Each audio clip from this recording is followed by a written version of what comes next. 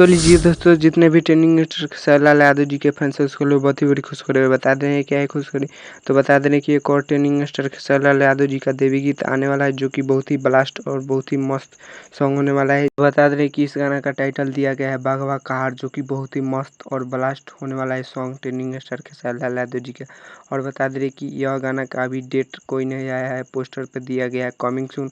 और बता दे रहे कि इस गाना को लिखे है अखिलेश कश्यप और म्यूजिक दिया है विकी बॉक्स। और बता दे रहे कि इस गाना को गाए हैं ट्रेंडिंग स्टार खेसारी लाल यादव जी और प्रियंका सिंह, जो कि बता दे रहे कि इस गाना में एक्ट्रेस है रेखा विश्वकर्मा, जो कि बहुत ही मस्त सॉन्ग होने वाला है ट्रेंडिंग स्टार खेसारी लाल यादव जी का।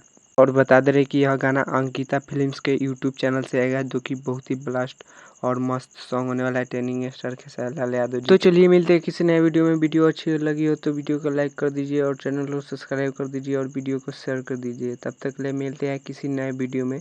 तब तक के लिए बाय बाय। जय भारत, जय भोजपुरी।